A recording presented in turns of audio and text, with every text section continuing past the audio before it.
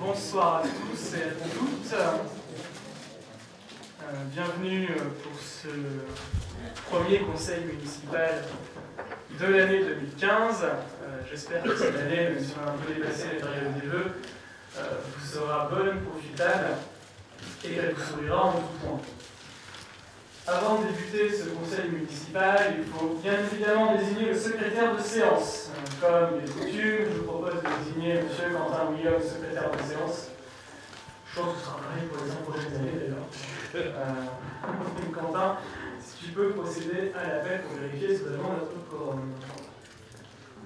Veuillez répondre par présent à l'appel de votre nom. Monsieur Dumont Pierre-Henri. Présent. Monsieur Lefebvre Raymond. Présent. Madame Desaigne Véronique. Présent. Monsieur Bius Régis. Présent. Madame Wacheux Annette. Présent. Madame Jean-Pi Isabelle. Présent. Monsieur Coupé Olivier. Présent. Madame Mercier Sabrina. Présent. Monsieur Lamblin Richard. Présent. Monsieur Legros Marc. Présent. Madame Noël Corinne, excusez de donner pouvoir à Monsieur le maire. Monsieur Martin Fabrice, excusez de donner pouvoir à Monsieur Raymond Lefebvre. Monsieur Phil Robert. Présent. Madame Loucher-Laurence. Présent. Madame Manier René. Présent. Madame Fleur Caroline, excusez de donner pouvoir à Monsieur Régis Bius. Monsieur Courtois Thierry, excusez de donner pouvoir à Madame Véronique de Seigne. Madame Gester Maryse. Présent. Monsieur Langlin Daniel. Présent. Madame Gattel René. Présent. Monsieur Willem Quentin, présent. Monsieur Perron Serge. Présent. Madame Fournier Annick. Présent. Monsieur Delgrève Régis. Madame Delcroix Nathalie. Présent. Monsieur Émile Bernard. Présent, mais je ne suis pas sur la liste ici. Je vais m'ajouter. Si vous me permettez, monsieur le secrétaire. Allez-y, allez-y. On vous permet, monsieur. Je continue. Monsieur Bouchel William. Présent. Madame Branly Sandrine. Présent. Et Monsieur Ségard Thierry. Peut-être l'excuser parce qu'en ce moment il y a des problèmes sur l'entreprise. Je ne sais pas s'il va nous rejoindre. Oui, tout à fait. Mais- Bien entendu, parfaitement excusé. Des On syndicats. comprend tous, étant donné le drame qui frappe la société Constant Tuxil, que M. Ségard, de par ses fonctions syndicales dans cette entreprise, se bat aux côtés des salariés pour la préservation de leurs emplois, et ce qui est parfaitement normal. Ok, merci Monsieur William. Nous avons donc a priori notre quorum. Nous pouvons donc commencer l'étude et l'examen de l'ordre du jour de ce conseil municipal. Et je vous propose d'accéder au premier point de notre ordre du jour de ce soir, à savoir l'approbation du procès verbal de la réunion du conseil municipal du mardi 16 décembre 2014. Y a-t-il des remarques ou des questions sur ce procès verbal? Monsieur le conseiller général. Simplement déjà sur, je sais qu'on a une ville d'avenir sur le bulletin municipal. Alors, déjà les comptes rendus des conseils municipaux. C'est pas le sujet, monsieur Perron, mais si vous faites référence à la petite coquille où on a mis 2015 ou 2014 sur les conseils municipaux, on l'a vu, on vous rassure, vous inquiétez pas, tout va bien. On anticipe déjà les libérations. On va voter 3 fois sur la police municipale, je sais que vous aimez ça. Oui. Donc, page 9, sur le compte rendu. Vous faites référence aux églises qui souffrent, monsieur le Léon. Oui. Donc vous parlez du Fort-Vert, je me signale que le Fort-Vert c'est une église communale. Oui, tout à fait, elle appartient au diocèse, mais n'empêche qu'elle souffre. Ouais, mais pas tous les cas. Oui, mais bon, ça reste une église sur notre territoire et qui souffre, hein, je suis Mais désolé. si ça à l'évêché, c'est eux qui en regardent. Sur la page. J'ai noté parce que la page 14. En bas de la page, vous soulignez qu'il y avait une absence d'anticipation de la gestion. Vous parlez des services nouveaux. Je pense par exemple au complexe des grillades, à la ferme des Aigrettes, que vous avez évoqué. Cela a été évalué de 290 000 € pour un an en termes de charges et de fonctionnement en plus. Or, la réalité, c'est 350 000 €, c'est-à-dire qu'on avait sous-estimé les charges de 20%.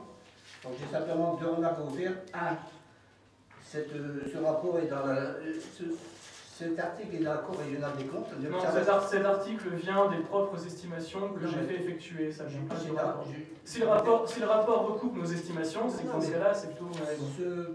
Cet article-là fait partie du pré-rapport de la Cour régionale des comptes, qui est confidentiel. Donc, déjà, vous n'avez pas en parler.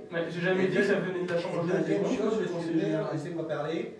Deuxième chose, c'est que cette sous-estimation, c'est 2014. Et à ma connaissance, 2014, c'est vous qui avez voté le budget, c'est pas nous. Donc c'est vous qui avez sous-estimé le... On voit très bien que quand on fait un projet, on fait des estimations de coûts. Non, mais exemple, 2014, quand vous faites un projet, c'est vous qui avez sous-estimé de 20%. Donc c'est pas nous.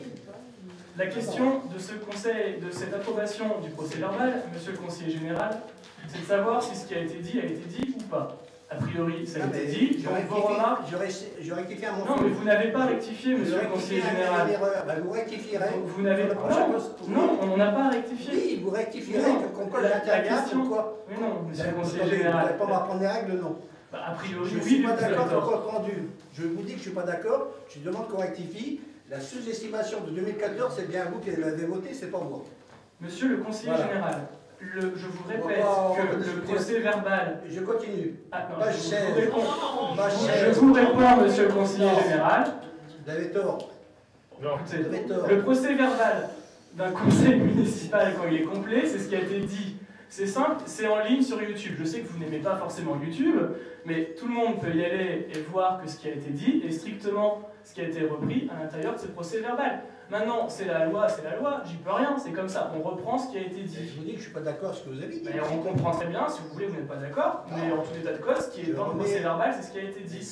Maintenant, c'est 2014, c'est pas 2013. C'est pas le sujet, monsieur le conseiller général. Je continue. C'est pas le sujet. Le sujet, c'est de savoir si ce que est écrit dans le procès verbal et dans le compte-rendu complet de la dernière réunion du conseil municipal a été prononcé ou pas.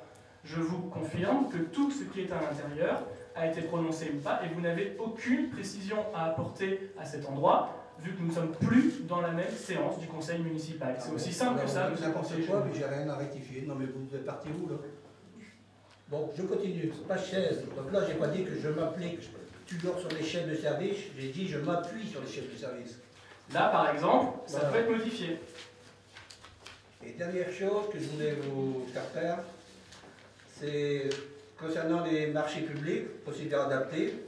Ça, j'en parle parce que vous en avez parlé pendant les vœux. Vous avez dit que vous avez fait des consultations quand les coûts sont supérieurs à 300 €, si j'ai bien entendu. Vous avez dit que vous avez gagné 10% sur les appels d'offres. Oh, ça veut rien dire, ça veut rien dire, ça. Bah si, ça veut dire qu'on a gagné 10% par rapport au coût qui était pratiqué auparavant. Écoutez, monsieur le conseiller général, on va venir après. Mais quand en 2013, vous faites plus 6,5% de dépenses de fonctionnement, et quand en 2014 on fait 0,28% de hausse, je pense qu'à un moment donné, c'est la preuve d'une bonne gestion. On va en discuter après, ça, c'est pas vrai, ça. Donc, et vous avez annoncé que vous avez fait un gain de 10% sur les appels d'offres, un gain de 50% sur un fournisseur historique de la commune de Naples. Vous ne l'avez pas cité, mais je voudrais bien savoir de qui vous parlez. Ce n'est pas des choses qu'on doit citer en public, hein. C'est vraiment pas le sujet en plus. Enfin, vraiment. Vous pouvez le dire, vous l'avez annoncé en réunion publique. J'ai pas à dire. Des chiffres en réunion publique. Écoutez, monsieur le conseiller général, vous êtes en dehors des propos de ce premier point, qui est de savoir si ce qui a été prononcé est repris in extenso ou pas. Dernière chose, quand vous dites que vous faites des appels. Des consultations au-dessus de 300 €. Je vous rappelle que vous n'avez pas fait de consultation pour l'agenda que vous avez offert à chaque conseiller. C'est absolument faux, on l'a fait. Vous n'avez pas fait de consultation, et la responsable n'a pas qui est là. Vous n'avez pas fait de consultation. Parce que ça ne rentrait pas dans le cadre d'un MAPA. Hein. C'était en dessous de 4000, c'est au-dessus de 300. Hein.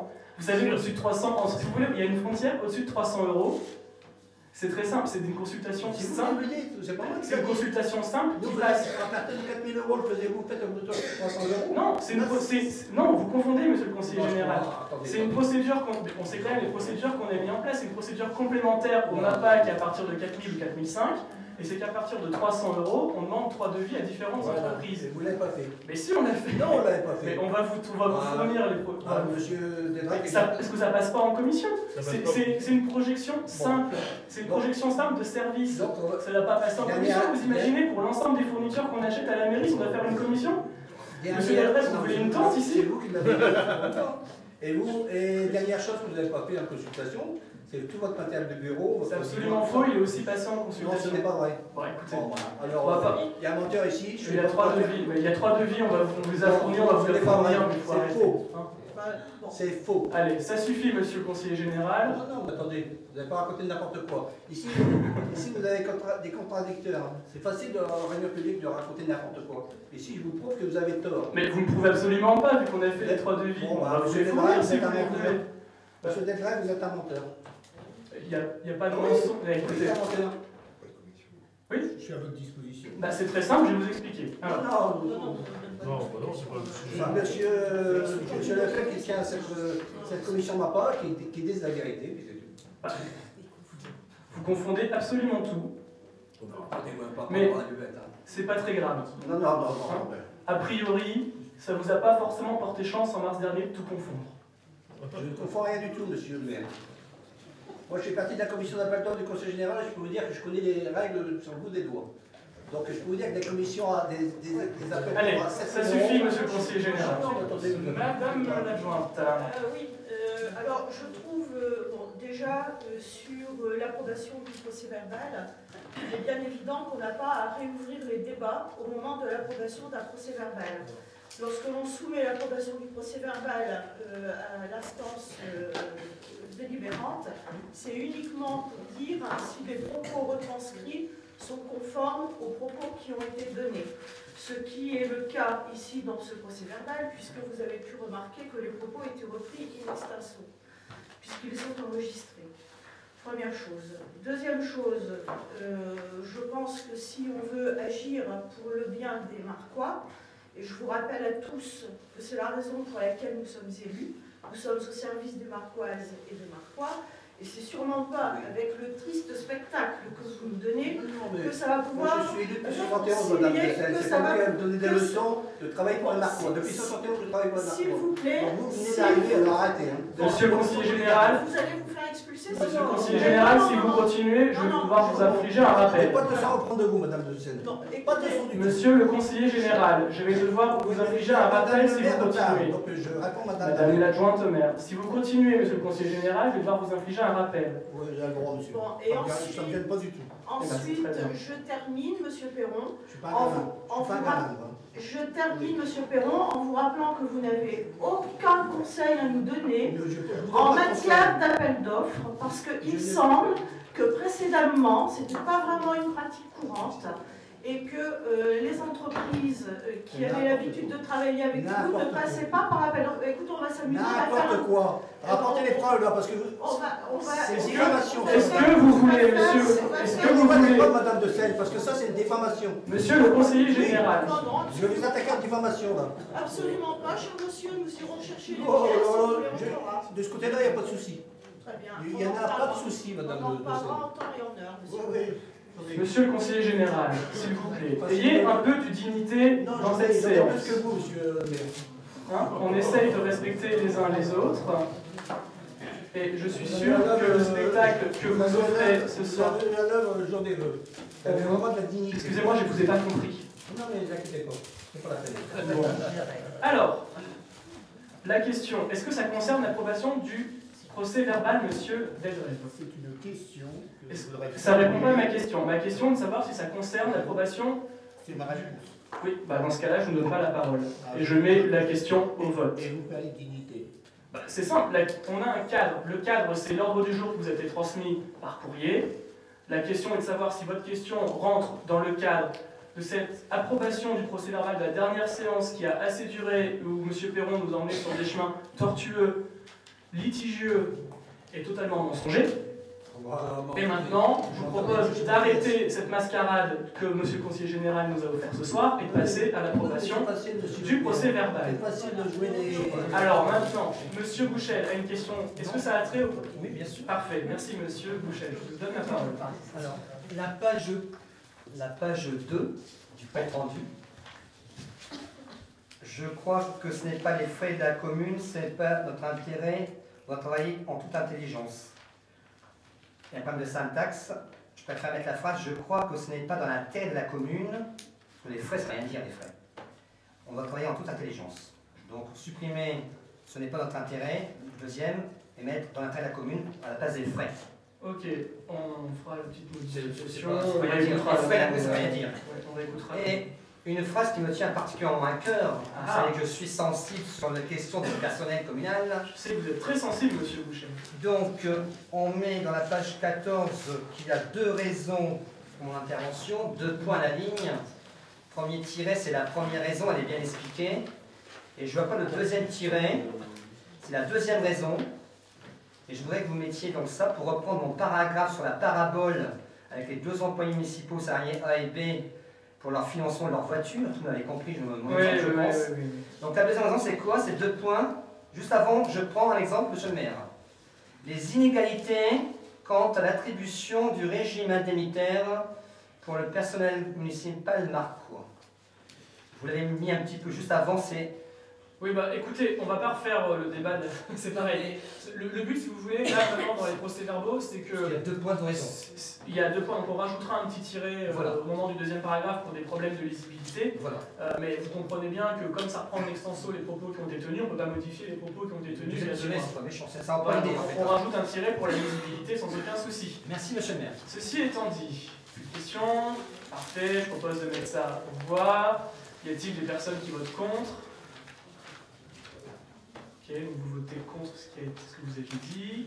Qui sont 5 Vous personnes. pouvez abstenir de vos réflexions. Oui, vous auriez pu vous abstenir aussi. Hein. Ouais, moi je n'ai Allez. rien dit, vous ne m'avez pas donné la parole. C'est vrai, vous avez parfaitement raison, monsieur Delcourt. Et à raison, vous n'étiez pas dans le sujet. Alors, monsieur le conseiller général, je vous inflige un rappel dans le cadre du règlement intérieur Très bien, monsieur le de maire. notre... La deuxième, si vous voulez. Au bout de 3, on est sorti, c'est ça? C'est tout à fait ça. Ah, c'est bien, carton jaune, c'est bien, pas de problème. Moi, je m'entends. Vous mentez. Allez, ça suffit. Alors, Ouais, laisse la parole. monsieur Legros, c'est vraiment le bordel. Enfin, c'est un spectacle indigne que vous offrez, monsieur le conseiller général. Non, Franchement, avec l'expérience politique que vous avez, non, mais- en ayant exercé le mandat que vous avez exercé, en continuant d'exercer le mandat que vous continuez d'exercer, vous devriez avoir honte, monsieur le conseiller général. Vous devriez avoir honte, vous n'êtes pas digne d'avoir été et de continuer à être un représentant de la République française. J'ai pas de s'entendre de vous. Monsieur Legros. Oui, je trouve, monsieur Ferraud, qu'arrivé à un âge si respectable que le vôtre, que vous n'ayez appris que si peu de sagesse et de tolérance. Voilà, monsieur Ferraud. Je souhaite qu'on me respecte, justement. Commencez par respecter les autres. Voilà, tout est remis au mieux. Donc, on reprend le vote. Donc, on a eu 5 personnes qui ont voté contre le groupe socialiste de monsieur Perron. Y a-t-il des personnes qui s'abstiennent? Des personnes, donc tout le reste, forcément, adoptent. Je vous remercie. Passons au deuxième point de l'administration générale. Le 2 points, le rapport d'activité 2013 du CIRA. Donc, le rapport vous a été envoyé par mail et était disponible en mairie, comme on a pu vous l'indiquer lors de la convocation, pour faire des économies de papier. On a jugé que c'était plus utile de le faire comme ça. Conformément aux dispositions du Code général des collectivités territoriales, le rapport annuel d'activité de l'année 2013, validé par le comité syndical du syndicat intercommunal d'adduction et de distribution d'eau potable de la région d'Ambre, doit être présenté aux conseils municipaux de chacune des communes membres de l'EPCI. Ce rapport présente pour l'année 2013 les indicateurs techniques, financiers relatifs à l'exécution du service, ainsi que les indicateurs relatifs à la qualité du service rendu. Pour votre totale information, le CIRA assure la production, le traitement et la distribution de l'eau pour 24 communes, de Ouaplage au nord à Bingan au sud de Luc. Le syndicat regroupe près de 35 000 habitants, il produit environ 1,8 million de mètres cubes d'eau et exploite 7 forages, 11 réservoirs, d'une capacité totale de stockage de 4100 mètres cubes et 12 stations de reprise et ou de surpression. Sur les 24 communes, seules 2 sont des communes urbaines, Ouaplage et Marc. Ces 2 communes représentent 44% de la population totale du CIRA. Outre la production d'eau, l'effort du CIRA se porte sur 2 axes principaux. La réalisation de travaux neufs, des extensions de réseau, et les travaux d'entretien, de renouvellement des ouvrages et de réparation des installations. Sur l'ensemble du périmètre du CIRA, on dénombre 14 982 branchements d'eau potable et 667 km de réseau. Sur le territoire de la commune, on dénombre 4 096 branchements, soit 27,3% du total des branchements. En ce qui concerne le prix de l'eau, pour un client ayant consommé 120 m3 avec un compteur de diamètre 15, le contrat d'une famille, La facture en 2013 s'est élevée à 197,64 €, sans compter l'assainissement, soit 1,65 € du mètre cube. En 2012, le prix du mètre cube était de 1,63 €, en 2014 de 1,67 €. La consommation d'eau annuelle 2013 sur l'ensemble des communes est de 1 238 500 m3. Sur remarque, la consommation 2013 indiquée dans le rapport page 23 est à relativiser dans la mesure où il y a un décalage dans la périodicité du relevé des compteurs. Selon le responsable du CIRA, la consommation est restée relativement stable par rapport à 2012. La qualité de l'eau est satisfaisante, comme le prouvent les analyses faites régulièrement. On constate simplement une augmentation, certains forages, de la présence de perchlorate, sans que les valeurs ne dépassent le seuil de tolérance. Voilà ce qu'on pouvait dire sur ce rapport d'activité 2013. Y a-t-il des questions ou des remarques? Oui. Comment dire qu'en ce qui concerne la commune de Marc, c'est le rapport annuel sur la qualité de l'eau et le prix, et non de l'assainissement. On n'est pas concerné par l'assainissement. Oui, c'est ce que j'ai dit dans mon propos. Oui, mais c'est pas marqué. Oui, on sait que c'est tout ce que l'assainissement, c'est l'agglomération, le conseil général. Oui, mais l'assainissement, c'est pas le CIRA. On n'a jamais marqué que l'assainissement, c'était le CIRA. Ah, mais c'est l'assainissement, je rappelle. Bon, allez. Vous avez la... C'est surtout. C'est marqué dans le nom. L'assainissement. Bon, allez. C'est ridicule. Allez, passons. C'est pas ridicule, c'est vous. Y a-t-il d'autres questions ou des remarques qui ont trait à ce rapport d'activité? Non, c'est bon. Allez. Je mets donc aux voix. Qui est contre? Qui s'abstient? Adopté à l'unanimité, je vous remercie. Le point 2.2. Modification du règlement intérieur du conseil municipal. Le règlement adopté précédemment par le conseil municipal prévoit l'établissement d'un compte-rendu sommaire et d'un procès-verbal sous 8 thèmes. Or, devant notre volonté de reprendre dans le procès-verbal l'intégralité des débats, on vient de le voir, le délai fixé apparaît trop court pour permettre au service établissement celui-ci. Je propose de rectifier l'article 29 du règlement intérieur comme suit. Les séances publiques du conseil municipal sont enregistrées et donnent lieu à l'établissement du procès-verbal de l'intégralité des débats. Une fois établi, ce procès-verbal est communiqué aux membres du conseil municipal. Chaque procès-verbal de séance est mis aux voix pour adopter à la séance qui suit son établissement. Les membres du conseil municipal ne peuvent intervenir à cette occasion que pour une rectification à apporter au procès-verbal. La rectification éventuelle est enregistrée au procès-verbal suivant. Des questions ou des remarques? Monsieur Boucher. Monsieur le maire, dans votre projet de modification du règlement intérieur du conseil municipal, je suis surpris par l'apparition soudaine du dernier paragraphe qui n'existait pas dans le règlement intérieur initial voté lors de la séance du conseil municipal en date du 16 avril 2014. Pour les Marcoises et les Marcois ici présents qui n'ont pas les documents, ce paragraphe stipule que les membres du conseil municipal ne pourront intervenir que pour une rectification à apporter au procès-verbal de séance. Voici mes questions, monsieur le maire. Pourquoi limiter le nombre de rectifications? Pourquoi museler, verrouiller le droit de chacun à s'exprimer librement? Souhaitez-vous, monsieur le maire, qu'on puisse retrouver dans la rédaction et la présentation de vos procès-verbaux de séance du conseil municipal une certaine forme d'authenticité, une véracité et une sincérité des propos tenus par les élus? En conclusion, ce paragraphe maladroit est selon moi une erreur d'appréciation. Comptez-vous le supprimer afin de retrouver une démocratie locale? Bon, je ne comprends pas très bien votre intervention, étant donné que déjà les débats sont filmés en intégralité sur Internet, où de toute façon il n'y a pas de dissimulation ou quoi que ce soit, et que les passages vidéo sur Internet sont bien plus consultés que les procès-verbaux version papier qu'on a ici. Je ne sais pas ce qui vous fait tiquer en fait, pour vraiment être honnête avec vous. Pourquoi avez-vous ajouté ce dernier paragraphe? N'hésitez pas au départ. Bah si, les procès, dans tous les textes... C'était pas, monsieur Gardet. J'ai le document. J'ai le conseil municipal ici, donc règlement intérieur qu'on a voté tous ensemble le 16 avril 2014. Ça, je me souviens bien.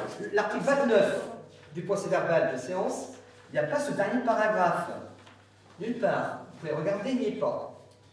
Donc, regardez le dernier paragraphe, il n'y est pas. Oui, j'y vais.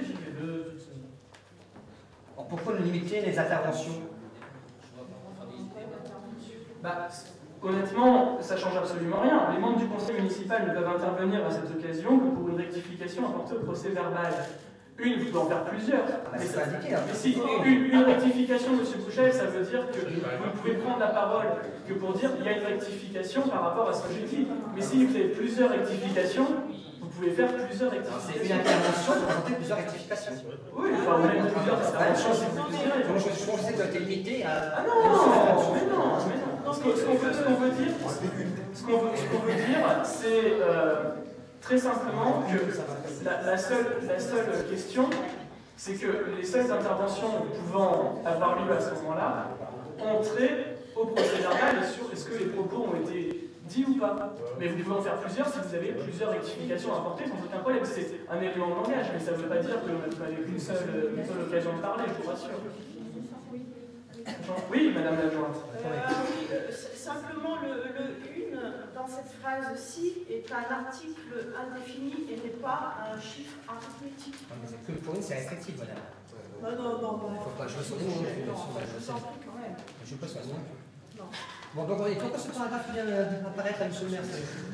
Parce que c'est comme ça dans tous les conseils municipaux. Dans tous les conseils municipaux qu'on a pu compulser et les textes, par exemple les questions écrites qu'on a ici, les questions écrites avec réponse officielle du ministère de l'Intérieur, c'est ce qui est indiqué conseiller. Voilà, c'est aussi simple que ça. C'est pour cadrer les débats, parce que si on ne cadre pas les débats, on peut avoir quelque chose que l'on vient d'avoir sur le procès verbal précédent.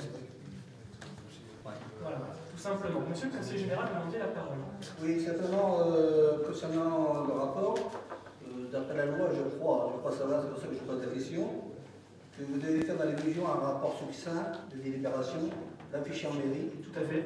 C'est à partir de là que parle le délai de comment ça s'appelle, contrôle de légalité. Et moi j'avais lu, maintenant, ce que c'est vrai que c'est correct, que ce rapport succinct doit nous être soumis. Non. Le rapport succinct, en fait, c'est juste l'ensemble des délibérations qui ont été passées au conseil municipal.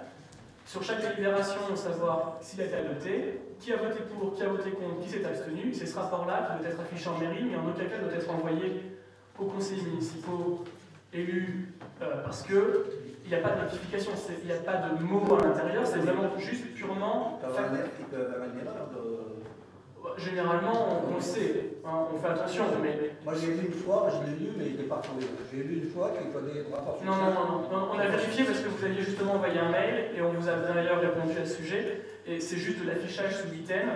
Et ce qu'on propose, c'est là, pour le compte-rendu complet in extenso des débats, de pas mettre de limite parce que parfois on peut tomber sur des congés, sur des vacances pour le taper. Et comme nos débats sont parfois un peu longs, il nous faut un peu plus de temps. Voilà, tout simplement. Ça répond à votre question? Mais je vous assure, pour ça, vous pouvez le vérifier, il n'y a pas de souci, les services sont à votre disposition. Non, je vous rassure, tout est parfaitement légal et c'est ce qui est préconisé par la loi. Alors, sur cette modification du règlement intérieur du conseil municipal, plus de questions, on passe au vote. Y a-t-il des personnes qui votent contre, des personnes qui s'abstiennent? Adopté à l'unanimité, je vous remercie.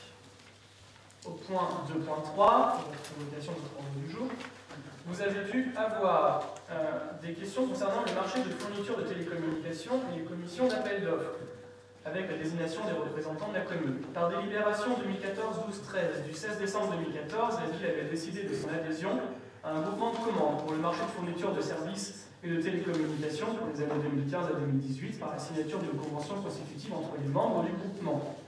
La constitution de ce groupement devant répondre aux obligations prévues dans l'article 8 du Code des marchés publics, à savoir notamment la constitution d'une commission d'appel d'offres composée de représentants ou d'intervenants pour chaque membre du groupement, il convient de désigner les représentants de la ville, un titulaire, un suppléant, qui seront désignés pour siéger lors de cette CAO. J'ai reçu la candidature de M. Bius pour représenter la ville en qualité de titulaire, et celle de M. Raymond Lefebvre pour représenter la ville en qualité de suppléant. Y a-t-il des personnes qui ne sont pas d'accord avec ces candidatures? Bien, je propose donc de passer aux voix. Y a-t-il des personnes qui votent contre? Personnes qui s'abstiennent? Je vous remercie à l'unanimité. Point 3.1. le débat d'orientation budgétaire. Je vais boire un petit coup là.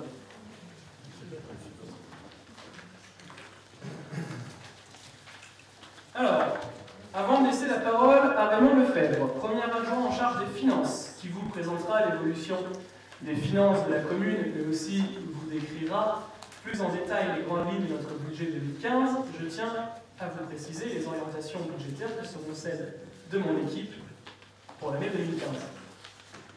Tout d'abord, nous poursuivrons ce que nous avons commencé à mettre en place en 2014. Ainsi, je désire faire passer la part communale de la taxe d'habitation pour la première fois depuis 1997 sous la barre des 20%. En 2014, à notre arrivée, la part communale de la taxe d'habitation était de 20,89%. Nous l'avons de suite descendue à 20,50%. En 2015, si vous adoptez le budget, elle sera de 19,98%. À titre de comparaison, ce taux est de 31,61% à Bois-Plage et de 27,72% à Calais. En un an, nous aurons donc diminué la part communale de la taxe d'habitation de 4,5%, conformément à notre engagement lors de la campagne municipale, à savoir arriver à 10% de baisse de la part communale de la taxe d'habitation d'ici à 2020. C'est plus de pouvoir d'achat pour les Marcois dans cette période où ce pouvoir d'achat des Français a, pour la première fois depuis 30 ans, diminué en 2013, où le chômage explose et où la croissance stagne péniblement, très légèrement au-dessus de 0%.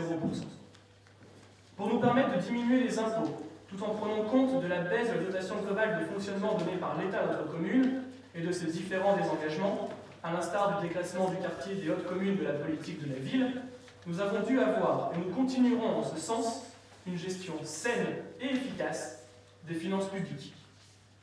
Pour illustrer mon propos, un exemple très clair. En 2013, les dépenses de fonctionnement de la ville ont augmenté de 6%. En 2014, grâce à notre action et aux services de la mairie qui ont adhéré à nos propositions, nous n'augmentons les dépenses de fonctionnement que de 0,28% en 2014.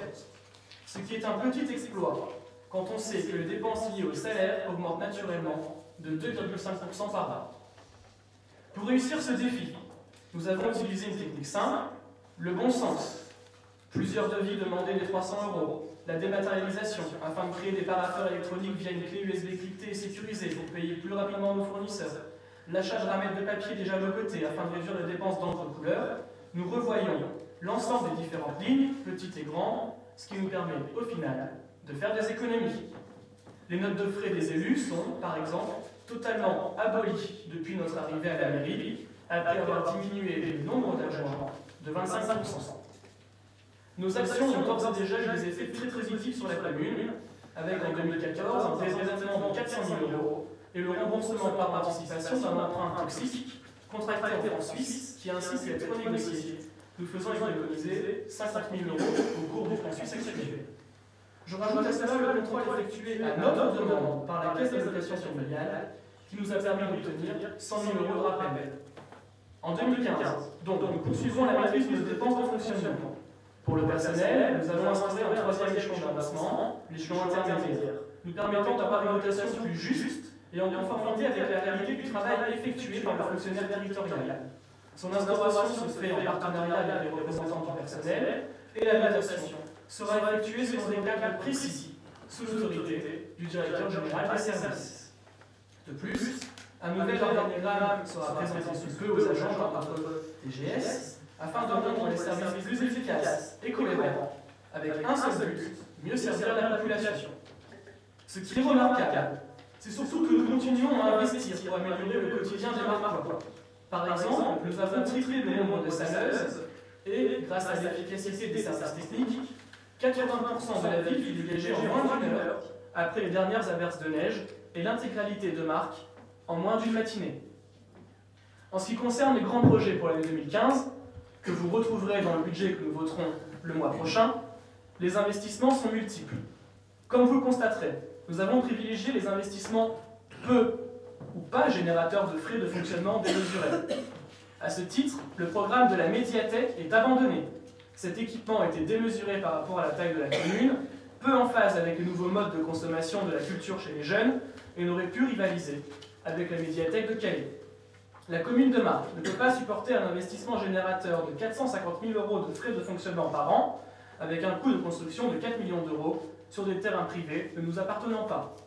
Cela ne veut pas dire, évidemment, que notre majorité tire un trait sur une bibliothèque accessible et moderne, mais que nous réorientons le projet vers quelque chose de justement beaucoup plus moderne et modeste, avec un accent fort sur le numérique, dans des locaux nous appartenant déjà, afin de limiter l'ensemble des coûts. Nous essaierons de faire cet investissement en 2017, voire en 2016 si nous le pouvons, et en explorant toutes les pistes qu'offre la mutualisation des services au niveau de l'agglomération de Cap-Calaisis-Terre-d'Opagne.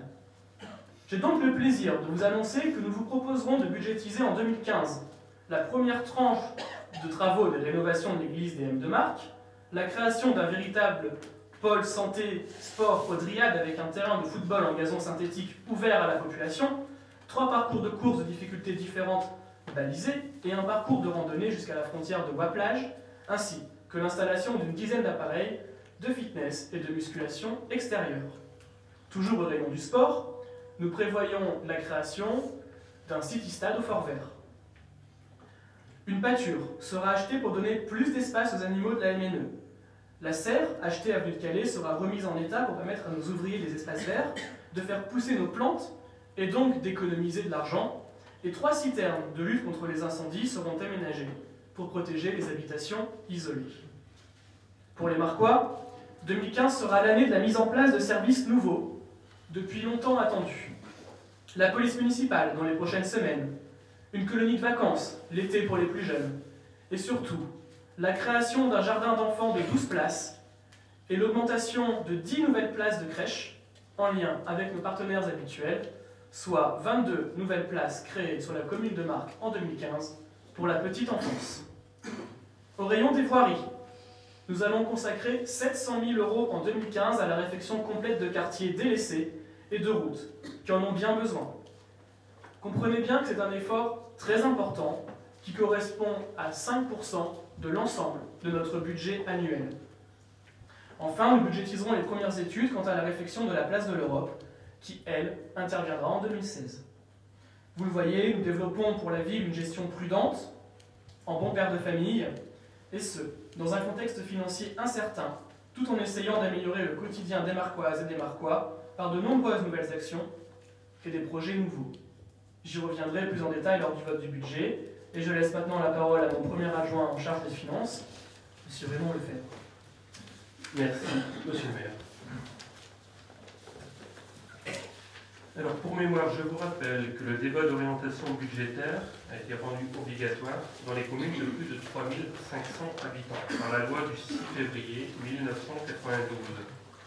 Même s'il n'a pas un caractère décisionnel, le débat permet de présenter les orientations qui préfigurent les priorités qui seront affichées dans le budget, d'informer sur la situation financière de la commune et de fournir des éléments d'analyse rétrospective et, si possible, prospective.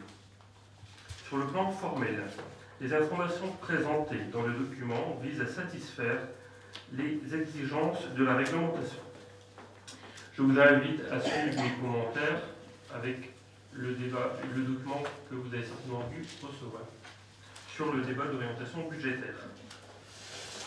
La première partie, pages 3 à 6, présente une rétrospective des comptes administratifs simplifiés de 2009 à 2014. Pour cette dernière année, les chiffres ne sont pas définitifs.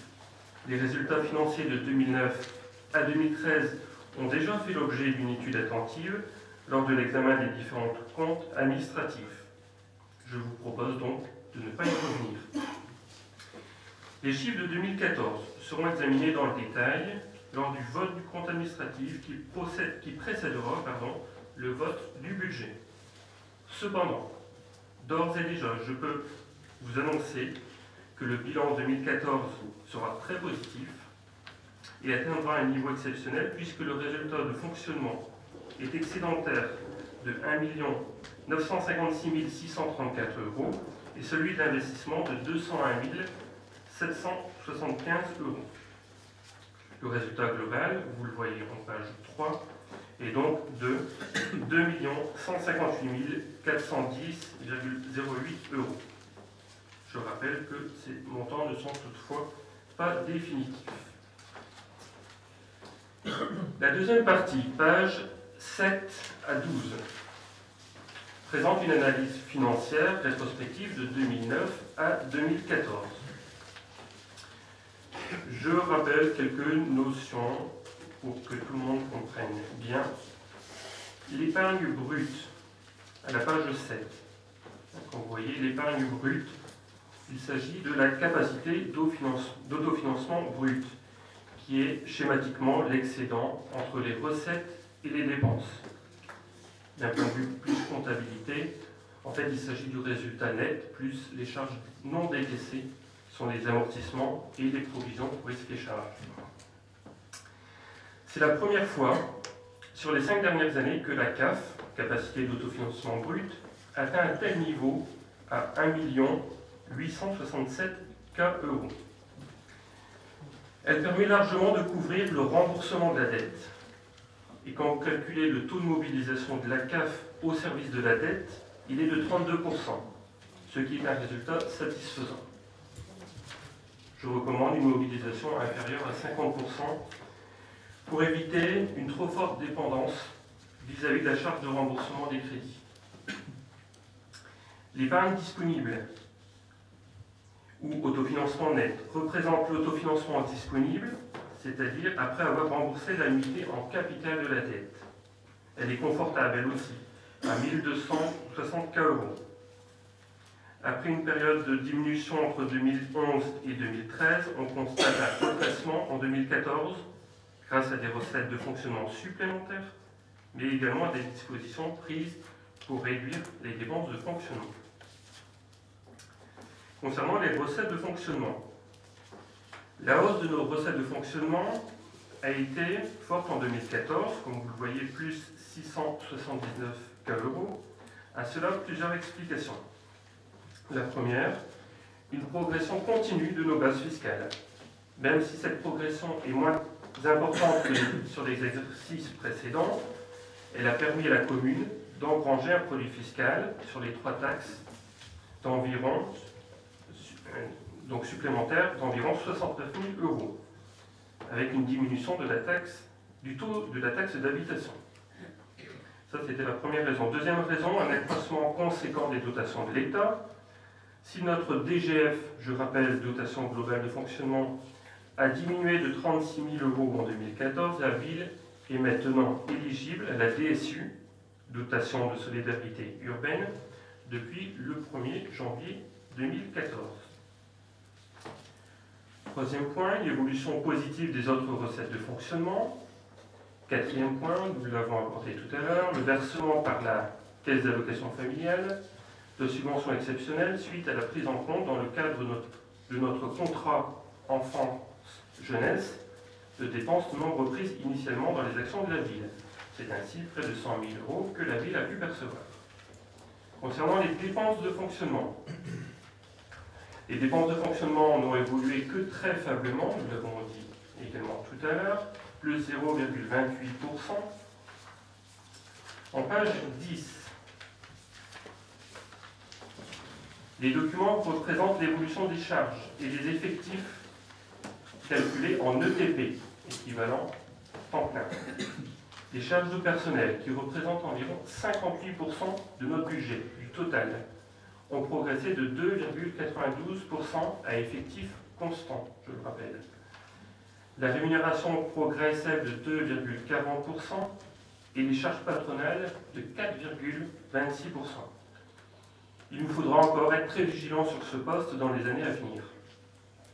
S'agissant des autres dépenses de gestion, celles-ci sont en baisse de 2,8%. Les intérêts de la dette restent stables et continuent de bénéficier des taux bas. Évolution de la dette, en page 11. Et reprise une évolution comparée des dépenses d'équipement et des emprunts contractés.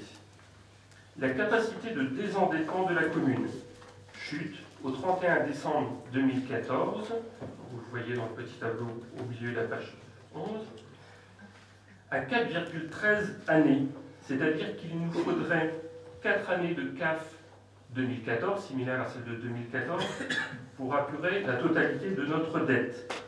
Nous n'avons jamais été aussi bas depuis 2009. Sachez que mon objectif était de descendre en deçà de 5 années. L'encours de notre dette bancaire s'élève au 31 décembre 2014 à 7 712 000 €.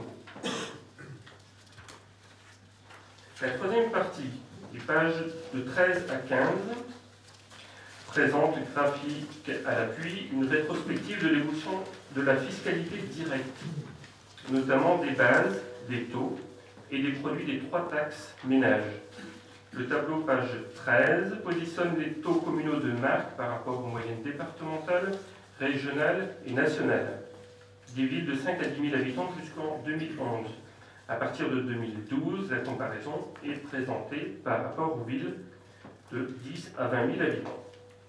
En 2014, pour la première fois, depuis 2002, le taux de la taxe d'habitation a baissé. La diminution a atteint 2%.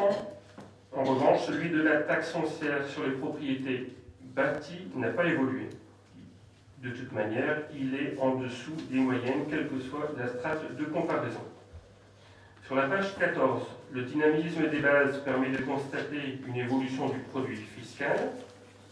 Les bases de taxe d'habitation et celles du foncier bâti ont progressé entre 2004 et 2014.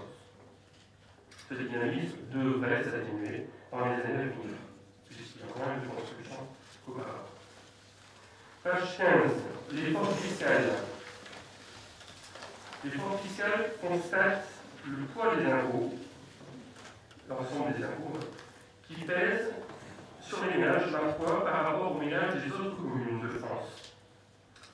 Plus on s'éloigne de 1, plus l'effort est important. Force est de constater que nous devons absolument contenir l'effort fiscal demandé aux Marquois, puisque nous trouvons un effort fiscal de 1,445. Enfin, le dernier tableau, le potentiel financier mesure la richesse de la commune. On constate que Marc est largement moins riche que la moyenne des communes. À partir de 2014, la comparaison est faite sur les villes de 10 à 20 000 habitants. La quatrième partie, c'est-à-dire les pages de 16 à 18, où il y a un chiffre, présente les résultats comptables de l'année 2014. L'examen détaillé des comptes 2014 sera effectué lors de la présentation du compte administratif lors de la prochaine réunion. La cinquième partie, page 19 à 21, présente les orientations du budget. Les estimations du budget 2015 sont établies en prenant en compte les orientations du gouvernement et leurs conséquences, notamment en ce qui concerne la baisse des dotations aux collectivités locales. Les recettes ont donc été évaluées avec prudence. En ce qui concerne les dépenses, dans ce contexte difficile, les estimations ont été faites avec rigueur et dans l'objectif d'une recherche systématique des économies de gestion. Les besoins des services ont néanmoins été pris en compte. Le programme d'investissement sera défini selon les principes suivants. 1. Diminuer l'endettement de la commune pour atteindre 4 années de grève. 2. Privilégier les investissements non générateurs de frais de fonctionnement supplémentaires. Et 3. Cibler les investissements indispensables et raisonnables. En ce qui concerne la section de fonctionnement, les dépenses. Globalement, nos prévisions de dépenses de fonctionnement par rapport au BBP 2014 est de 3,73% et il tient compte de plusieurs points. Le premier, l'évolution générale des prix, principalement des fluides et des fournitures, c'est-à-dire gaz, électricité, carburant, alimentation et diverses fournitures. Des matériaux indispensables pour les travaux effectués en régie par les services techniques. Les nouvelles dépenses liées à la mise en place du service de la police municipale.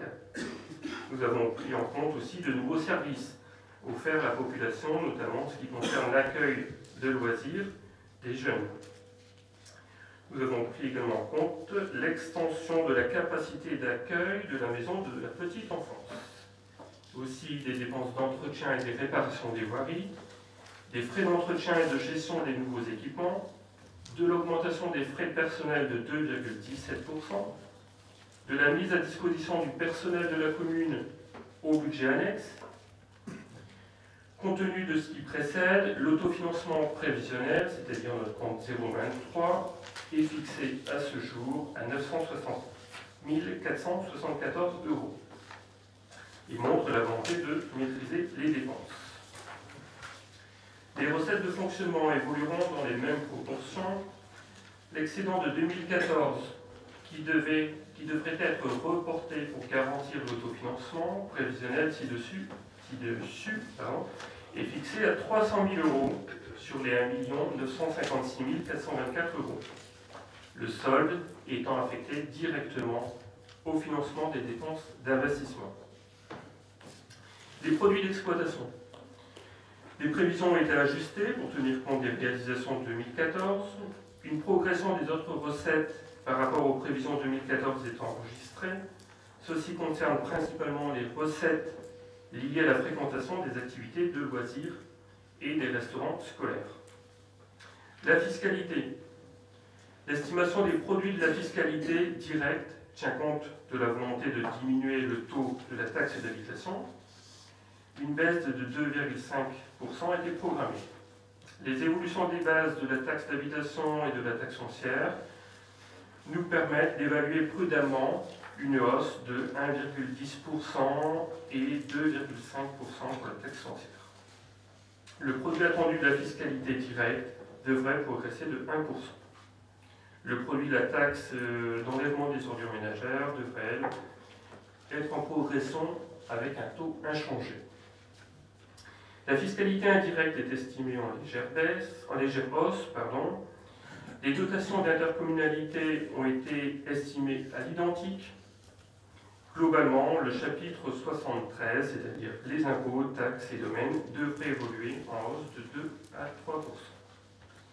Les dotations de l'État, nous en avons parlé aussi tout à l'heure, concernant la DGF, compte tenu du plan de rigueur imposé aux collectivités locales et le désengagement de l'État, après prise en compte de la progression de la population, son montant est estimé en diminution de 74 000 €.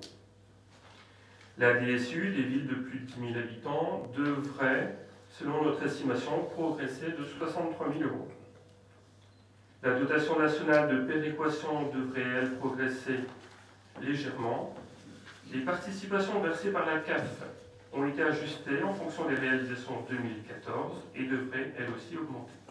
Globalement, le chapitre 74, dotation et participation, devrait évoluer de 0,8%. Bien sûr, les évaluations seront affinées en fonction des informations qui seront communiquées par les services de l'État. Au niveau de la section d'investissement, ont été intégrés les restes à réaliser de 2014, tant en dépenses qu'en recettes. L'objectif premier étant de diminuer l'endettement de la commune. Le volume des dépenses d'équipement est évalué en conséquence à 3,5 millions €. Parmi celles-ci sont envisagées la première phase de la rénovation de l'église DM pour 555 000 €. La réalisation, en fonction des subventions obtenues, d'un terrain de football en gazon synthétique, l'estimation des travaux est de 1 million €. Des travaux de réfection des voiries pour 700 000 €. L'extension de la maison de la petite enfance et la création d'un jardin d'enfants. Enfin, le solde de 1,3 million € sera défini et précisé en fonction des besoins recensés par les services et les attentes de la population.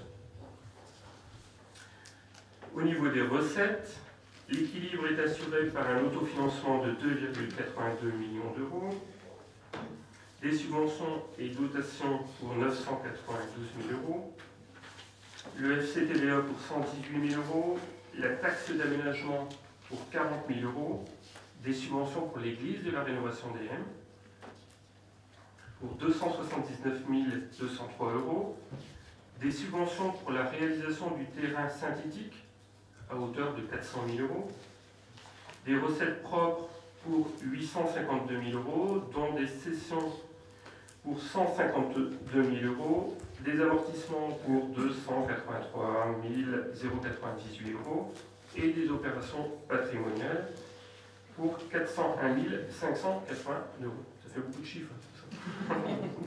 Enfin, un emprunt de 274 000 euros contractualisé en 2014. Vous le constatez, plus de 85% de notre résultat 2014 est réinvesti en 2015 pour valoriser, moderniser et dynamiser notre ville. Voilà les orientations qui préfigurent ce que pourrait être le budget 2015. Merci beaucoup, monsieur le premier adjoint. Ceci étant un débat d'orientation budgétaire, il n'y a donc pas de vote et donc pas avoir besoin de faire appel au 49.3 pour le faire passer, celui-là. Ceci étant dit, y a-t-il des questions ou des remarques sur ce débat d'orientation budgétaire et ce qui vous a été présenté ce soir? Oui, monsieur Delray. J'ai la parole. Oui, je vous avais. En fonctionnement, vous annoncez une hausse des dépenses de gestion de 0,28. Il semblerait que vous indiquiez que les chiffres qui vous arrangent. En effet, les dépenses globales de fonctionnement de 2014 ont augmenté de 3,40%. Ce chiffre d'ailleurs a été annoncé par monsieur le premier adjoint à l'heure des autres. Puisque vous faites des comparaisons sur les budgets précédents, nous vous rappelons que les dépenses de fonctionnement pour la période de 2009 à 2013 ont augmenté en moyenne de 3,30% par an. C'est-à-dire 16,50% si l'on fait la vecteur entre 2009 et 2013. Une remarque, une question en même temps. La forte augmentation des chapitres 61 et 62, services extérieurs, plus 85 000 euros. Si vous pouviez nous indiquer lorsque j'aurai terminé mon propos, après ça pourrait être bon. Quant aux recettes, le chapitre 73, impôts et taxes, augmente de 3,70%. Et le 74, dotation participation de 21,20%. Vous avez expliqué pourquoi. Ce qui représente une augmentation de recettes de 828 000 euros, soit plus 10%, comme vous l'aviez également annoncé lors de la présentation des vues. Alors, vous faites habituellement de l'autosatisfaction en annonçant un traitement important de l'autofinancement. Le contraire aurait été déplorable. Quant à l'investissement en recettes chapitre 13, nous constatons 70 000 euros de subventions supplémentaires par rapport à 2013. Une deuxième question, qu'en est-il des subventions maxi-grémies destinées à la ferme des aigrettes? Concernant les dépenses, quel bilan? Abandon, comme ça a été confirmé par monsieur le maire, de la médiathèque. Travaux stoppés concernant l'écomusée et l'observatoire de la ferme des aigrettes. XDN prévu 527 000, réalisé 26 000. Opération d'équipement prévu 1 192 000, réalisé 579 000. Mais par contre, les travaux de l'ONEDL ont été réalisés pratiquement à 100%, mais ont été réalisés avant les élections. Ce qui donne un taux de réalisation d'environ 40%. C'est le plus bas. C'est le plus bas niveau d'investissement depuis 2007. Et sans investissement, M. le maire le rappelle souvent, qui est créateur d'emplois, et en bénéficiant d'une augmentation de recettes de plus de 800 000 euros, nous pouvons constater donc, évidemment un désendettement de 400 000 euros. Et il ne faudrait pas que ce soit une ville riche, une ville qui devrait mourir riche. Concernant le budget prédictif 2015, nous ferons part surtout de nos remarques de la présentation, comme vous l'avez dit, puisqu'à ce jour, ne sont portées à notre connaissance que des estimations. Cependant, il y aura quand même quelques questions. Quand allez-vous démarrer les gros investissements qui donnent du travail aux entreprises, comme je l'ai rappelé tout à l'heure avec l'investissement? Et lorsque nous aurons le budget, allez-vous être plus précis correspondant les divers investissements pour 1 330 000?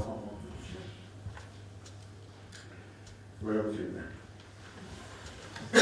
Merci, monsieur Delray.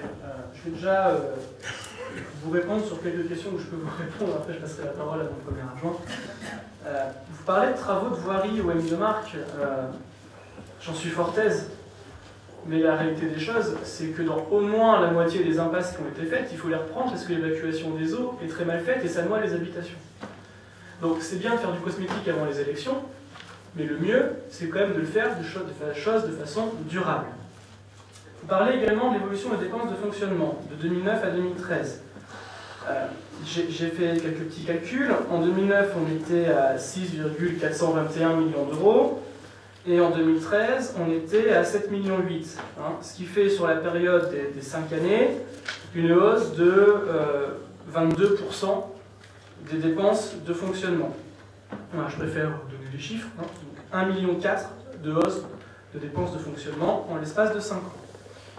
Pour la question de quand allons-nous commencer les travaux, je vous rappelle que 2014 était une année électorale et comme toutes les années électorales, c'est une période qui n'est pas propice aux investissements quand il y a un changement d'équipe en place. Ce n'est pas quelque chose qu'on apprend ici, c'est quelque chose qui est commun sur toutes les communes qui changent de maire, voire de couleur politique, comme c'était le cas de la commune de Marcq. Donc rassurez-vous, nous désirons commencer les travaux au plus tôt. D'ailleurs, au M de Marcq, pour continuer sur l'exemple de M de Marcq, on a fait une réunion de présentation des travaux de l'église DM et le timing est bien prévu de commencer à partir de fin juin pour faire les 1 an et demi de travaux nécessaires à la rénovation de l'église. De la même façon, vous parlez de faire travailler les entreprises locales. J'ai le plaisir de vous informer que là, on a dans les différents appels d'offres qu'on va mettre une clause carbone qui va arriver et qui permettra donc de faire travailler en toute légalité lors des différents appels d'offres des entreprises locales, puisqu'il y a une partie du prix qui est composée de la pollution et qui pourrait être émise si l'entreprise allait de plus loin que l'entreprise locale. Ce qui permet donc de faire travailler les entreprises locales du BTP qui en ont, elles, bien besoin, on peut le voir à la longueur de journaux malheureusement. Voilà ce que vous pouvez vous répondre sur ça. Pour tout ce qui est détail des chiffres, j'ai passé la parole à mon premier agent. Monsieur Delrève, donc par rapport à votre remarque, non, on n'a pas envie que Marcq devienne une ville riche, puisque comme je l'ai indiqué, 85% du résultat on réinvesti en 2015. Donc, enfin voilà, moi ce que je veux, c'est simplement une ville saine, avec une comptabilité saine, et réduire l'endettement, parce qu'on sait que les années prochaines seront plus difficiles, et si on a une lourde charge à rembourser, eh bien c'est notre capacité d'autofinancement et donc notre investissement qui sera réduit, tout simplement.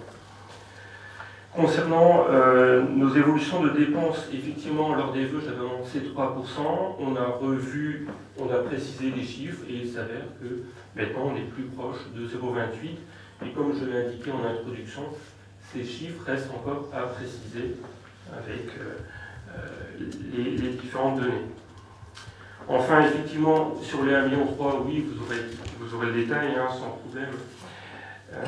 Et concernant les différentes questions, des chiffres plus précis, je n'ai pas toutes les réponses. Ce que je vous propose, c'est de les noter et puis de revenir vers vous pour vous donner tout le détail.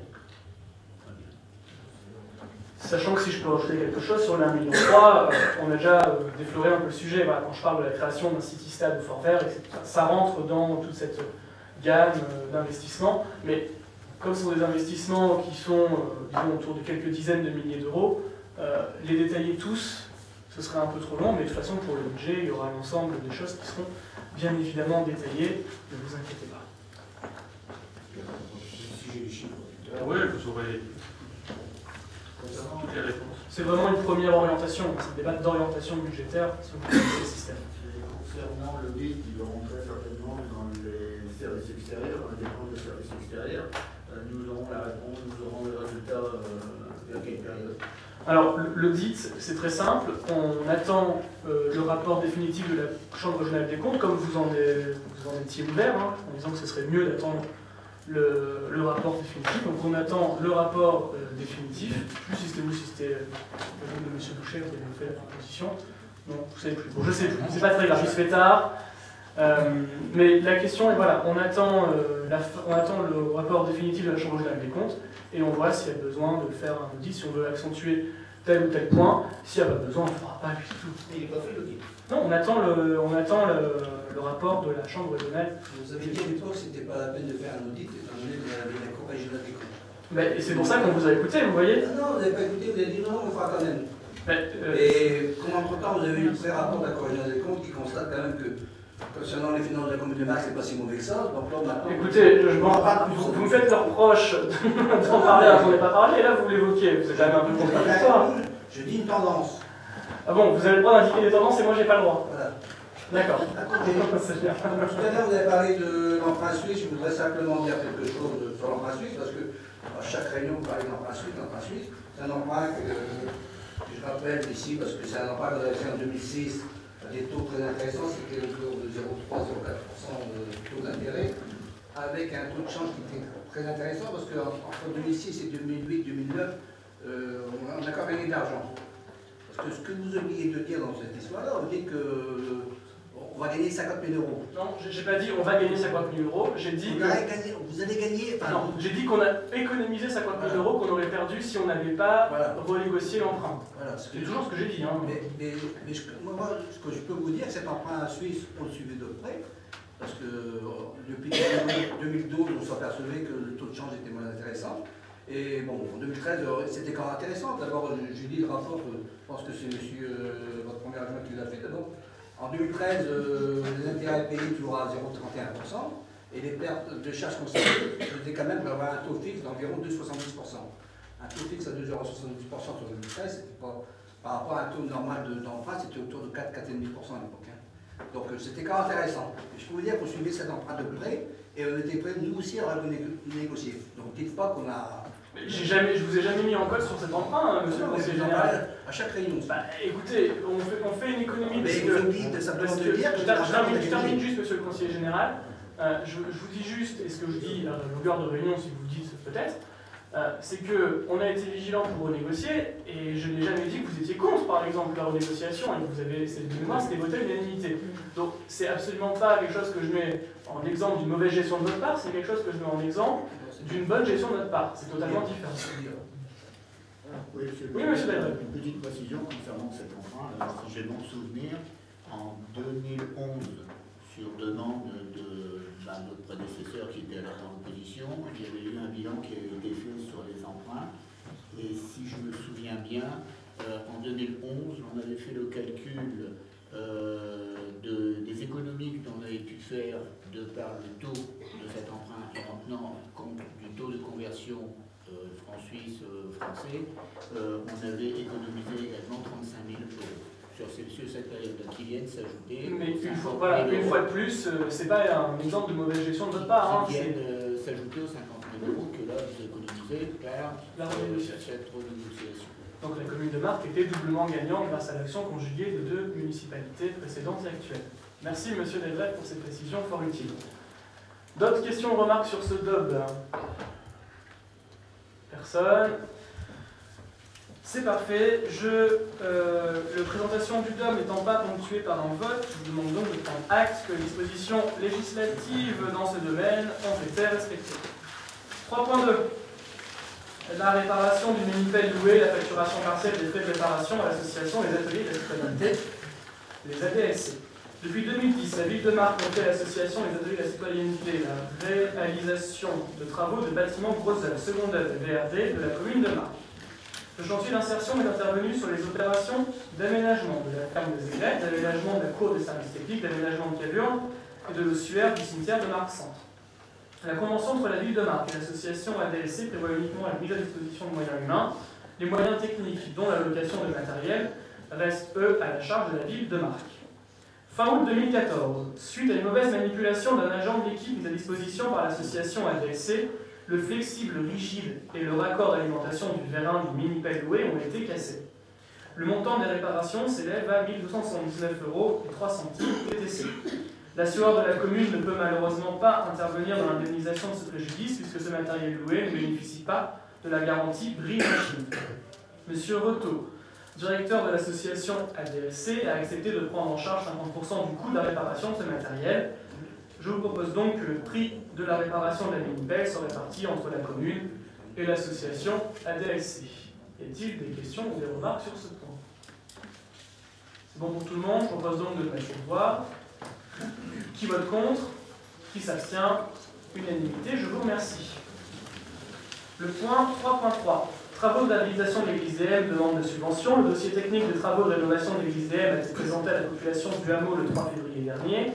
L'architecte s'attache à finaliser le dossier de consultation des entreprises. Les travaux d'un montant total estimé de 1 277 000 € hors taxes devraient démarrer en septembre 2015 pour une durée de 18 mois. L'objectif est de faire des travaux en continu afin d'établir l'accès de l'église le moins longtemps possible. Je vous demande l'autorisation de solliciter auprès de nos partenaires institutionnels les aides financières susceptibles d'être attribuées à titre indicatif. La subvention du Conseil général serait de l'ordre de 40% des travaux, hormis l'eau, l'électricité et le chauffage. Des questions, des remarques? Je propose de mettre aux voix. Qui est contre? Qui s'abstient? Unanimité, je vous remercie. 3.4. C'est un peu le même type. Pour les travaux de réalisation de terrain de football en gazon synthétique, les demandes de subvention.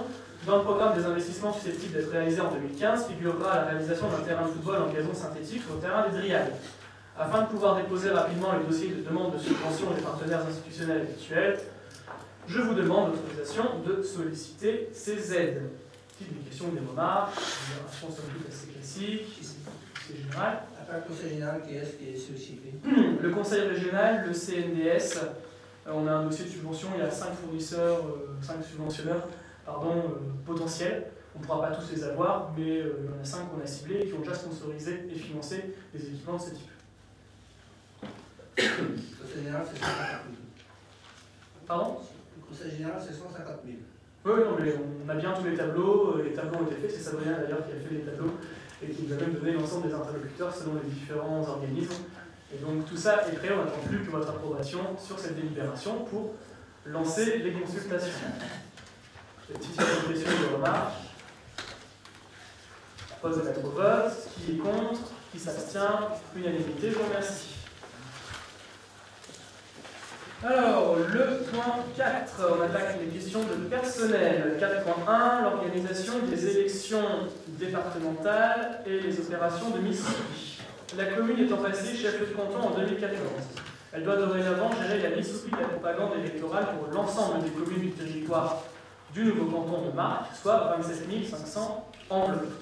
De ce fait, le recrutement du personnel, la rémunération ainsi que l'organisation de la mission incombent directement à la commune de Marques. Par conséquent, il y a lieu de recruter les agents participant à la Mississippi de fixer leur rémunération. La préfecture verse en contrepartie une dotation financière grâce à laquelle la commune pourra librement recruter et rémunérer le personnel nécessaire au bon déroulement des opérations. Il est estimé qu'il sera nécessaire de faire appel à environ 52 agents par tour de scrutin pour effectuer la Mississippi ainsi qu'à 4 agents chargés du contrôle du travail. Il est proposé de fixer la rémunération de la mission de libeller les adresses Mississippi à 0,25 € par enveloppe. Il est proposé de fixer la rémunération de la mission de contrôle des opérations de Mississippi à hauteur de 0,04 € par enveloppe. À cet effet, nous avons sollicité le personnel communal administratif et avons lancé une campagne de publicité sur le site internet, Facebook et les panneaux d'affichage électronique. Des questions, des remarques sur ce point, monsieur Desprès? Oui, je voulais savoir seulement si la dotation financière de la commune correspond aux 0,25 centimes ou 0,04 centimes. Oui, ça correspond au point. C'est exactement la dotation. Oui, monsieur Boucher. Quels seront les critères de recrutement des agents? Attendez cette question, monsieur Boucher. Alors déjà, c'est un travail, on sait quand on commence, on ne sait pas quand il se termine. Parce que les délais pour le premier tour sont larges, pour le second tour sont beaucoup plus courts, on va tout faire en une nuit. Les critères de recrutement, c'est habitants du canton, c'est étudiants ou personnes du pli. Ce sont les critères principaux, et après on ouvre en effet aux demandeurs d'emploi autres. Voilà. Ça me convient ça. Mais merci monsieur Boucher. Un bon point pour vous, monsieur le maire. Heureusement que vous me connaissez là, vous m'auriez mis au point, monsieur Boucher. C'est un autre point. Bon, allez. Y a-t-il d'autres questions ou remarques sur ce point de 1? C'est bon pour tout le monde. Je propose de mettre au voix. Y a-t-il des personnes qui votent contre, qui s'abstiennent? Je vous remercie, adopté l'unanimité. Point 5, l'urbanisme, le 5.1, lotissement et Driades, convention d'entretien des voies et espaces verts. Alors là, il y en a plusieurs du même type qui ont passé. Je Je vous informe que les travaux de voirie de l'espace commun de lotissement et des grillades, qui appartiennent toujours aux lotisseurs d'avant et ménageurs, sont maintenant tous achevés et qu'ils n'ont fait l'objet d'aucune contestation.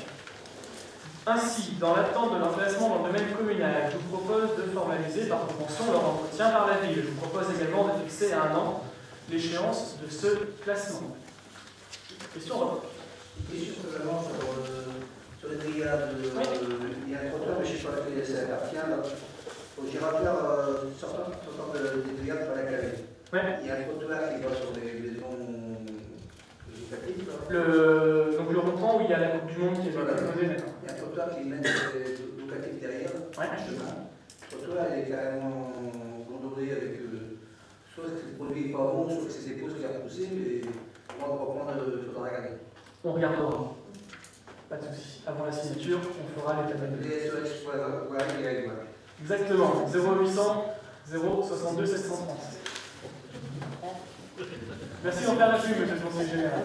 Je pense que c'est un produit, c'est surtout, je pense que c'est des produits qui devaient arriver à l'époque, c'est la soupe, je ne peux pas être. On va vérifier à qui ça appartient, sur quel territoire. Bonne remarque. Hormis ce point, y a-t-il d'autres questions ou de remarques sur ce point, c'est une délibération, c'est bon pour tout le monde, je l'avais au voix, il y a des personnes qui votent contre, qui s'abstiennent, adopter l'unanimité, je vous remercie. 5 points. 1, c'est fait. 5.2, c'est la petite sœur concernant les naïades. Convention d'entretien des voies et espaces verts. Je vous informe que le bureau de voirie, l'espace commun de lotissement et les naïades, qui appartiennent toujours aux lotisseurs d'avant et ménageurs, sont maintenant tous achetés et qui ont fait l'objet d'une contestation. Dans l'attente de leur placement dans le domaine communal, je propose de formaliser par convention leur entretien par la ville. Je propose également de fixer à 1 an l'échange de ce placement. Question, remarque, c'est bon pour tout le monde? C'est bon. Je propose de mettre aux voix, les personnes qui votent contre, ceux qui s'abstiennent, adopter l'unanimité, je vous remercie. 5.3, lotissement Atrium, convention d'entretien des voies à l'espace vert. Le dernier de la série, je vous informe que les travaux de voirie de l'espace commun de lotissement Atrium, qui appartiennent toujours aux lotisseurs d'avant et ménageurs, sont maintenant tous achetés et qui n'ont fait l'objet d'aucune contestation. Dans l'attente de leur placement dans le domaine communal, je propose de formaliser par convention leur entretien par la ville. Je vous propose également de fixer à 1 an l'échange de ce placement. Y a-t-il des questions ou des remarques? On passe au vote. Quelqu'un qui vote contre? Quelqu'un qui s'abstient? Unanimité. Je vous remercie. 5.4. Modification simplifiée du PLU. Définition des modalités de la concertation avec le public. C'est un complément à la délibération du 12 novembre 2014.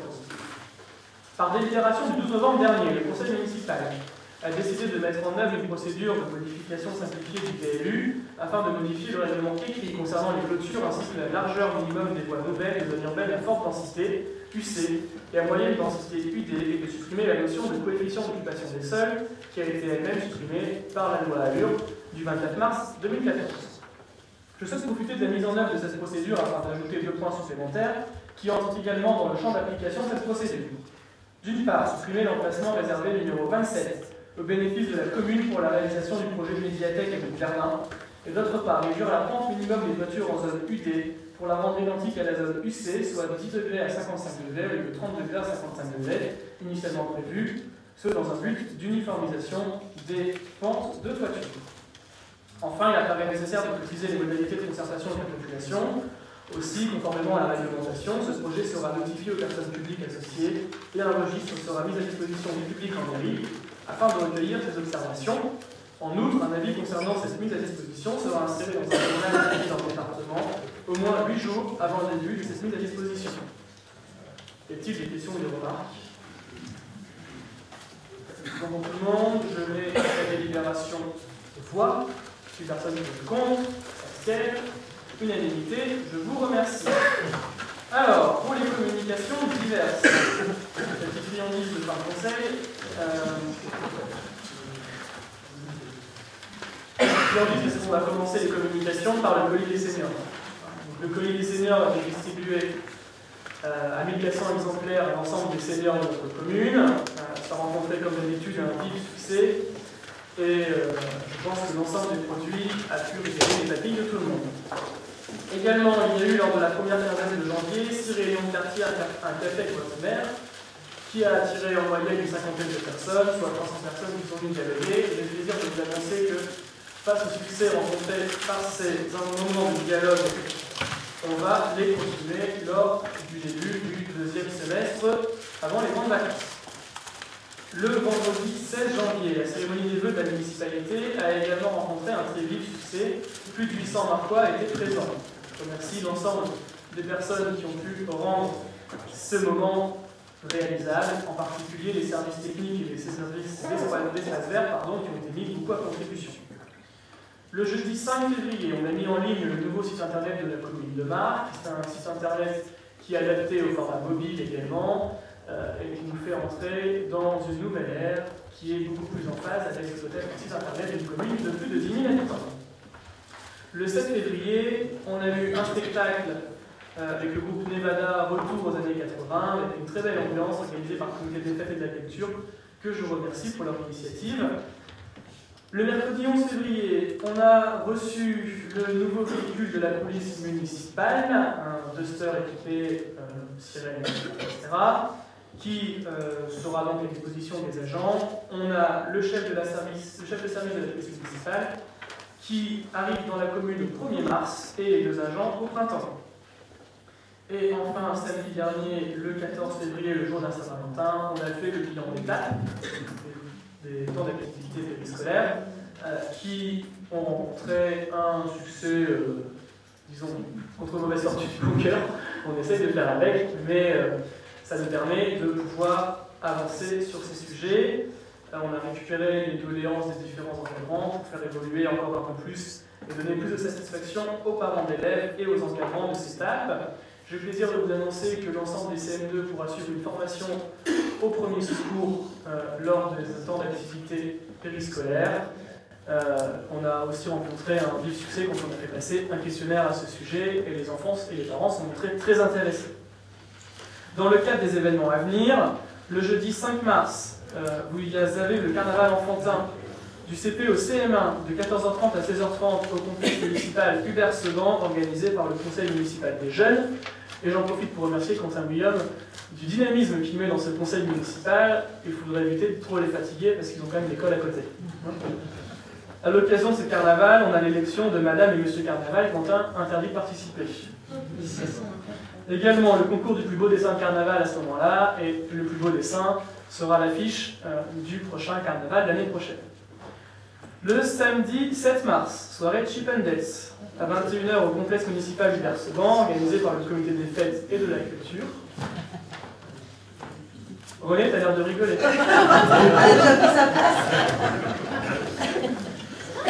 Samedi 14 mars, on fait une journée jeu. Alors, journée jeu, Audriade, c'est la ludothèque qui déménage un samedi, entrée gratuite, des tables, des consoles de jeux vidéo, tout ce qui vient de la ludothèque, pour que tout le monde puisse venir un peu s'amuser en famille, découvrir la ludothèque, et puis passer une bonne journée en famille.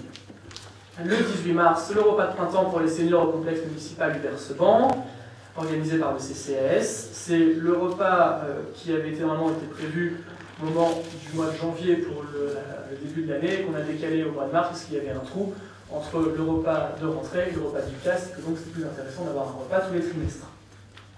Et le samedi 21 mars, soirée bavaroise avec nos amis allemands de Heibach, à 19h30 au complexe municipal du Berceban, organisé par le comité de jumelage.